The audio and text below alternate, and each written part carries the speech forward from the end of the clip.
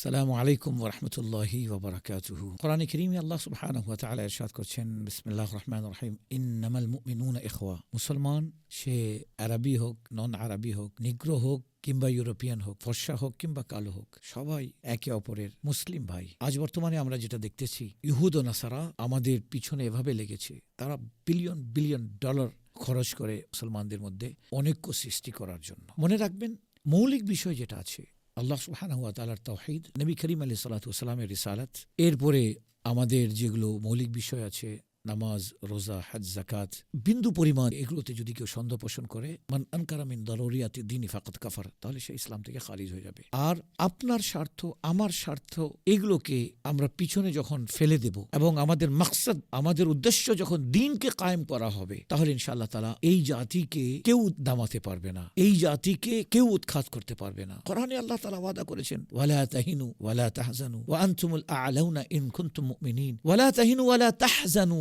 তোমরা নিরাশ হবে না, দুঃখিত হবে না। এরপরে আল্লাহ তাআলা ইরশাদ করতেছেন, ওয়া আনতুমুল আ'লাউনা, তোমরাই বিজয় জাতি, তোমরাই বুলন্দ হয়ে থাকবে। শর্ত হচ্ছে ইন কুনতুম মুমিনিন, যদি তোমরা মুমিন হয়ে থাকো। আসুন আমরা নিজেকে নিয়ে একটু গবেষণা করি যে আমি প্রকৃত মুমিন নিজেকে করতে সক্ষম হয়েছি কিনা। যদি সক্ষম হতে পারি, তাহলে মনে রাখবেন কি মুহাম্মদ সাল্লাল্লাহু আলাইহি ওয়াসাল্লাম সে ওয়ফা তूने तो हम तेरे हैं, ये जहां चीज है क्या लौह कलम तेरे हैं। নবী করিম আলাইহিস সালাতু ওয়াস সালামের যদি তুমি সত্যিকার অনুসারী হয়ে যাও, প্রেমিক হয়ে যাও, তাহলে পৃথিবীর কোনো দাম নেই। আল্লাহ তাআলা আরশ ও কলমকে তোমার কদমে নিয়ে আসবেন। আল্লাহ সুবহানাহু ওয়া তাআলা আমাদেরকে বুঝার তৌফিক দান করুন, আমিন। আসসালামু আলাইকুম ওয়া রাহমাতুল্লাহি ওয়া বারাকাতুহু।